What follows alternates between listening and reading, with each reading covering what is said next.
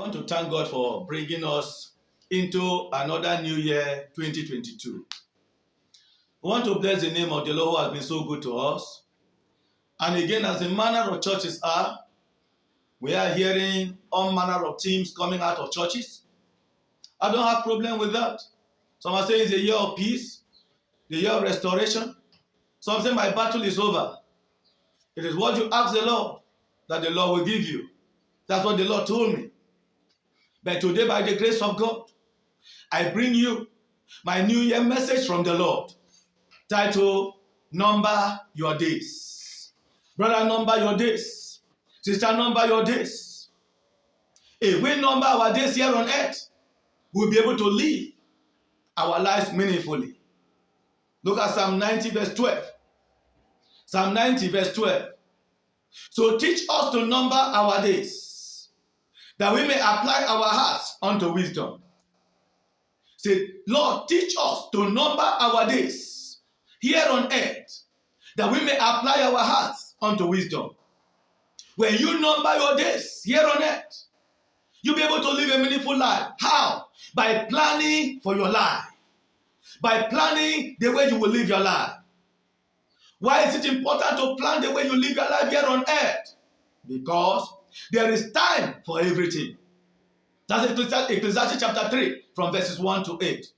There is time for everything. There is a time to be born. There's a time to die. There's a time to plant, and there's a time to harvest that which is planted. There's a time to cry, and there's a time to laugh. There's a time to embrace, and there's a time to refrain from embracing. There is time for everything. And the same way, God himself, who said there's time for everything, has times and seasons for everything that he has done and he will do here on earth. God has times and seasons. Amen and brethren. Now is the time of God. Now is the season of God. And that is why the Lord is saying, number your days, so that you'll be able to plan your life. And that if you have this realization, you'll be able to live a meaningful life. So that you don't live the kind of life that we see in Genesis chapter 5. Know what? Genesis chapter 5. And Adam lived this number of years, and he gave birth to a son. And after giving birth to a son, he lived this number of years and had sons and daughters, and then he died. That is what you see in Genesis chapter 5, from verses 1 to 30. And that is what people think, that's what life is all about. No! That's not the reason for which God brought you and I to this earth. God brought us to serve him, to be able to fulfill his purpose here on earth. Not to come. He lived a number of years. He gave birth to sons and daughters.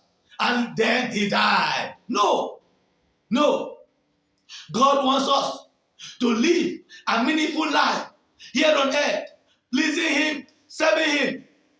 Unfortunately, many lost focus on what the Lord has intended the life of man to be.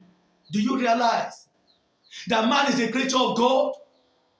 Do you realize that man is created by God? And God has a reason for creating man. Do you realize that? If you have this realization, you'll be able to live a life pleasing to your maker. You have a desire to always please God at all times, and not to live the way you want, and not to live your life the way you feel it is important for you. No. But you have a desire to please your maker. And that's why, by the grace of God, I am bringing you this New Year message. Number your days. Brother, number your days. Sister, number your days. Oga, number your days. Madam, number your days. Men and brethren, number your days. Why? Thus saith the Lord. Thus saith the Lord. Who has ever helped God? Who has ever helped the Almighty? He is the one that created heaven and earth. He is the one that created heaven and earth. When the foundation of this world When the foundation of this earth was laid, where were you? The Lord is asking you. When the foundation of this world, when the foundation of this earth was laid, where were you? The Lord said, He said, when the foundation of heaven and earth was laid, where were you? Who has ever helped God? For no man from the foundation, no man has ever helped God. No man will ever help God. For he is a creator, and he is God, and he remained God. No man, I said, no man has ever helped God. How will you help your maker? He is God. You can't help him. Whatever he chooses to do, he will do. And no man can help him. And no man can direct him. And no man can correct him. And no man can advise him. And no man can ask him any question. Whatever he chooses to do, that is what he will do. Who has ever helped the Almighty? When he was creating the heaven and the earth, when I was laying the foundation of earth, I never seek any counsel from any man. I never asked any contribution from man. I never asked any opinion before the foundation of the heaven and earth was laid. Before I formed the heaven and earth, I have never seen the opinion of man. I have never seen the contribution of man. I have never looked for the help of man. No man can help his maker. No man can contribute. No man can advise his maker. No man, I say, no man. Whatever he wants to do, that is what he will do. And that is why I am telling you. And that is why, that's God himself talking. That is why I am telling you, no man. The same way, I say, the same way, no man has ever, since the foundation of the earth, contribute, advise, give opinion on whatever I, the Almighty, chooses to do. The same way, whatever I choose to do, no man can contribute. No man can advise. No man can make any input or whatsoever. No man can determine. No man can bring his or her opinion. I don't need the opinion of man. I don't need man's contribution. Whatever I choose to do, that is what I will do. Whatever I say, that is what I will do. I don't need man's opinion. I don't need man's contribution. I don't seek for the opinion of man. For I, the Almighty, I do what I determine to do. No man can change my position. And no man can change my decision. And no man can change my plan.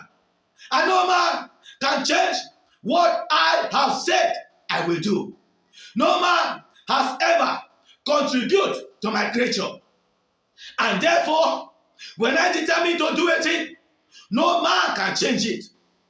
No matter the power, no matter the intelligence, no matter the wisdom I have given to man, they cannot and they will not and will never thwart my plan. I say, they will not, they can never, and they will never change my plan. For whatsoever I determine to do, I will do. I say, whatever I, the Almighty, chooses to do, that I will do. I don't ask man's opinion. I don't seek man's opinion. I don't seek man's contribution. I don't need your help. For no man has contributed. When I laid the foundation of heaven and earth, I didn't seek for any man's opinion. I didn't seek for any man's contribution. I didn't seek for any man's help. How do you think that now I, the Almighty, will say a thing and think that I will go with your contribution? You think I will go in your own way. You think I will do it in the way it pleases you. You think I will do it the way you want. No, I say no. For I am the Almighty, and no man changes my position. For I am the Almighty, and no man determines what to do. I am God. I am the creator of heaven and earth. No man, I say, no man determines my plans. No man determines my decision. No man determines the way I do my things. I do what I want to do, and no man can stop me. I plan what I will do, and no man thwart my decision. Whatever I choose to do, that I will do. When I was creating man, I didn't seek the opinion of any creature. I never seek opinion of anyone. I don't need the opinion of man. I don't need the wisdom of man. I don't need the desire of man. I do my own things. That is why I said my ways are different from man's ways. My ways from the foundation of heaven and earth always differ from the way men do things. My ways are different. And the same way, my ways are different. When I want to do, when I plan, when I determine to do whatsoever I want to do, no man, I say no man can change my decision. I say no man, no power, no intelligence, no wisdom can change my plan. No power, no wisdom, no intelligence can change my decision. No power, no intelligence, no wisdom can change what I, the Almighty, have proposed to do. No man. It doesn't matter the intelligence they have. It doesn't matter for I. It doesn't matter for a man will go to the limit I, the Almighty, give him power. He said, for a man will go to the limit I, the Almighty, give him power. He can't do, and he cannot do beyond that. He can't do beyond that. He can't do above what I have given to him. For I, the Almighty, determines the end of man, and not man determines his end.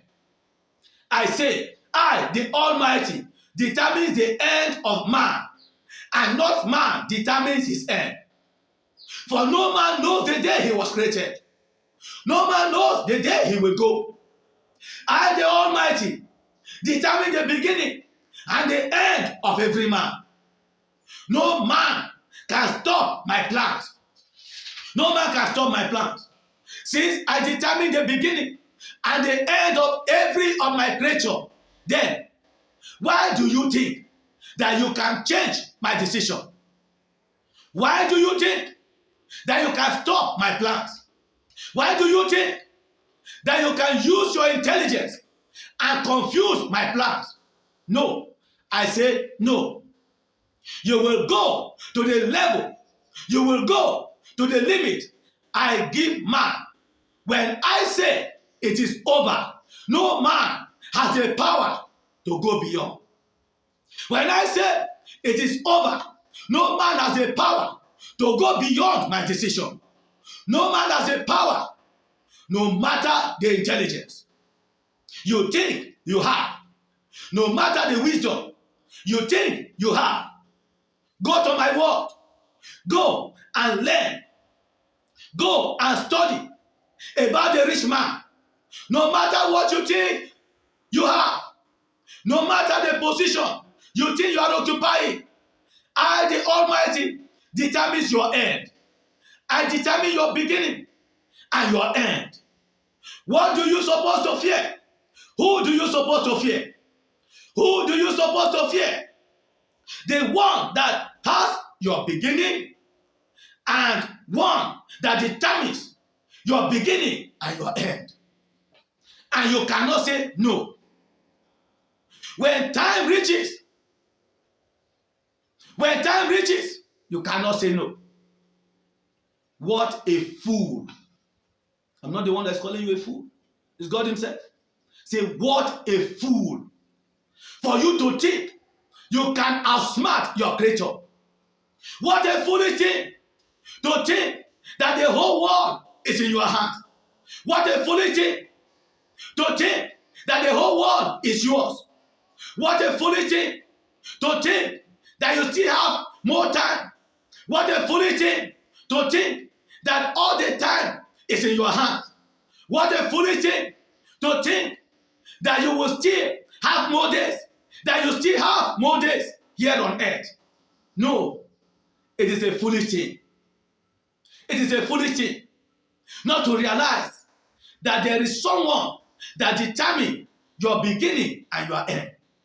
What a foolish thing to forget that there is one that watches over all you do. What a foolish thing to think that you can't hide from your maker. What a foolish thing to think that all you have done, you will go without reward. What a foolish thing to think that you will go without reward. Think about it. Think about it. Think about it. Those are the foolish things that men do. God said, those are the foolish things that men do. The foolish things that men do. They think they can hide. They think they can hide from their maker. They think they still have enough time. They think that the whole world, they have time for themselves. That's the whole world. Think that they have time for themselves. That's what the Lord is saying. That the whole world think that they have time for themselves. And that's why they're living the way they are living. The Lord said, they think they have time for themselves. They think they can run away from their maker. Can anybody run away from your maker? From your creator? No, you can't run away. Ask Jonah. They think they can hide from their maker. They think that all they have done, there will be no reward. No, you are a fool to think that. I am not the one that's calling you a fool. God said you are a fool to think that. So if you are part of them, then repent. God said you are a fool to think that. That's a foolish thing that men think. That's a foolish thing in the heart of men. They are foolish. They are the foolish things they do. The foolish things they think that there will be no reward for everything that you do. No, I said every deed of a man, whatever you do here on earth, there is reward for you. There is reward for every deed here on earth. How do you think that you will do all you are doing now and you will not receive reward? Everyone will receive reward according to what you have done in your body, according to what you have done here on earth, according to what you have done in the secret and in the open. That is my word, that every man will receive his or her reward according to your deed here on earth. For the things you do in the secret and also in the open, the reward is coming. For it is a foolish thing to think that there will be no reward. It is a foolish thing to think that there will be no reward in time. The rewarder is coming to give each and every one according to your deeds. And again, there is time for everything. I said in my word, there is time for everything. That's Ecclesiastes chapter 3 now. He said there's time for everything. Everything has its own season and time. I told you. Everything has its own time and season. There is time for everything. Time to plant and time to reap. Everything has the beginning and the end. There is time and season for everything. Time to be born and time to die. You can't run away from it. There is time to laugh and there is time to cry. There is time for everything. Time to end everything has come. Hear me, men and brethren. Thus said the Lord, time to end everything has come. Oh, brethren, thus said the Lord, time to end everything has come. He said, for everything that has a beginning has an end. There's a beginning and also an end of everything. Time to end all has come. Thus said the Lord, time to end all has come. Thus said the Lord, time to end all has come. He said, time to end all has come. There is time for everything. Time to show mercy and also time to punish. There is time for everything. Time to show mercy and also time to punish. There is a time for everything. When you plant, there is time to harvest. There is time for everything. It is now harvest time. Brother, it is now harvest time. Sister, it is now harvest time. Men and brethren, thus said the Lord, it is now harvest time. There is time for everything. I said there is time for everything. There is time for everything. There is time when you think you have all the time in your hands. That is why I said in my word, number your days, so that you can plan the time you're supposed to live here, so that you will make it useful. But many fail to number. Psalm 90, where I read for you. Psalm 90 verse 12, where I read to you. He said, many fail to number their days here on earth. Many fail to take precaution. Many fail to plan when it is necessary. Many fail to plan when it is necessary. And Bill gave an adage and said, when you fail to plan, then you are planned to fail. Say, when you fail to plan, then you are planned to fail. And the Lord is saying, many fail to plan when it is necessary. Many fail to make useful the time they have. You know why the Lord said. You know why they are doing this. You know why you know why they are doing it. The Lord is asking a question. You want to give the answer.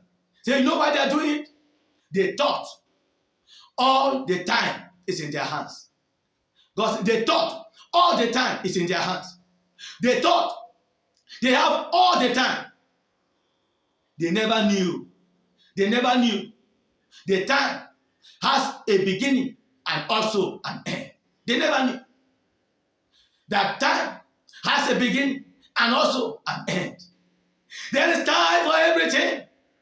If all, God is talking, if all that I created here on earth has this realization, have this in their mind, that there is time for everything, they will know and they're supposed to understand the time they are in. They will know and they're supposed to understand the time they are in. They're supposed to know and they're supposed to understand the time we are in, the season you are in, the time that is existing now. They're supposed to know, but it's unfortunate. It's unfortunate. Many don't understand the time that is existing now. That is why they are behaving the way they are behaving. That is why they are living the way they are living.